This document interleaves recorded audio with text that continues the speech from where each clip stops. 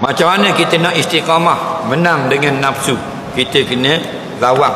Nafsu ni yang paling payah. Syaitan mudah. Faham? Syaitan mudah. Musuh kita dua. Hak paling besar dah. Ada dua lagi musuh. Musuh manusia 4. Dunia, manusia. Dunia, manusia. Ni tak kuat mana ni? Hak kuat kali syaitan, nafsu. Syaitan dengan nafsu hak paling power, nafsu. Syaitan tina, nafsu datang. Syaitan tak kuat mana? Nafsu power. Power pada Power Ranger. Faham? Kenapa? Syaitan kalau kita sebut nama Allah dia lari. Nafsu sebut nama Allah lari tak? Tak lari kita dah. Lari mana? Faham? Nabi kata iza azzanal muazzinu fa adbara syaitan. Summa aqbalat wa iza uqimat adbarat. Apabila dilaungkan Allahu akbar, Allahu akbar, lari syaitan. Summa habis azan, kemudian aqbalat, datang balik. Mari mula. Wa iza uqimat, dan bila diqamat Allahu akbar, Allahu akbar, lari pula. Kemudian mari balik. Faham? Nafsu dah lari. Nafsu kita jahat, kita dah. Jadi yang paling jahat bukan syaitan, kita boleh jahat kali. Syaitan tukang konyol, tukang fiu, tukang sapu, tukang kipas. Pala haliang kita tu nafsu. Kita ni kan dua, nafsu dengan jasmani. Nafsu itulah roh, nafsu itulah diri, nafsu itulah aku, nafsu itulah jiwa, nafsu itulah akal. Duknya dalam. Kalau kita tunjuk, kena tubuh. Tunjuk kat dada, kena dada. Tunjuk kat tangan, kena tangan. Nak tunjuk nafsu, tak boleh. Kerana apa? Kerana dia halus. Hak kasar boleh tunjuk. Lengan, siku, tiak, kaki, betis, lutut, perut, punggung, kepala, leher, tekak, dagu, boleh sentuh. Nafsu, tak boleh. Tapi diri kita. Tadi kita nak mari sini ni, ada mari ikut dalam hati. Nak mari sejik kubur, nak dengar orang ngajar. Semua tu bukan daripada luar, daripada dalam. Dalam tu orang panggil nafsu. Nafsu tu bahasa Arab, bahasa kita roh. Diri kita ni. Faham lagi? Payah lagi. Tu kalau kita jumpa tengah jalan, kalau kita masuk hutang.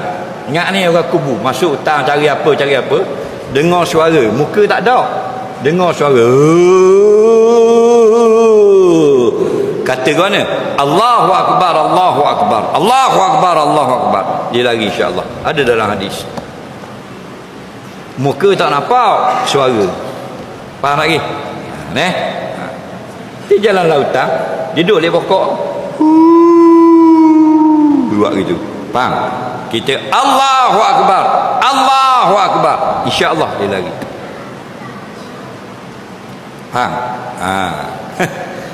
Kalau tubik muka, depan.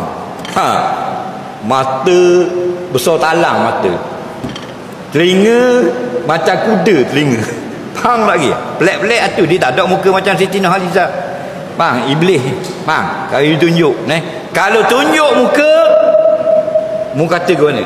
Al-anuka bilaknatillah salasa 3 kali. Kita duduk tubik kat pokok dalam hutan, berak dia tubik. Tubik. Marahnya ada bulu muka-muka. Faham?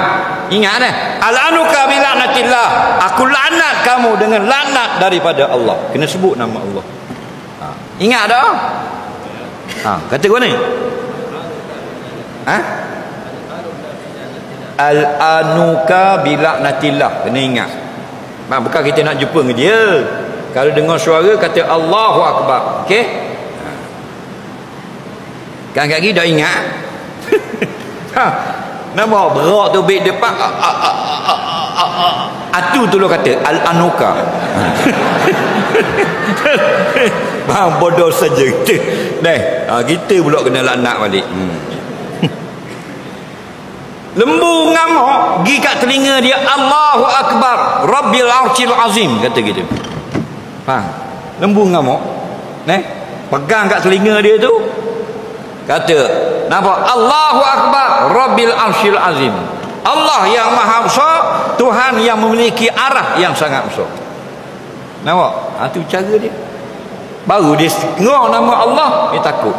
Dia yang tak takut Allah bukan lembu, kita manusia. Bang, tak takut Tuhan. Siap bawa alat ngai dalam tong buat masjid. Bang, bahang piti terima masjid. Ngai dengan tali, ngai dengan benang, berbogang macam-macam. Tu jahat pada syaitan ni. Syaitan takut sebut Allah. Dia siap mari curi masjid. Kenapa?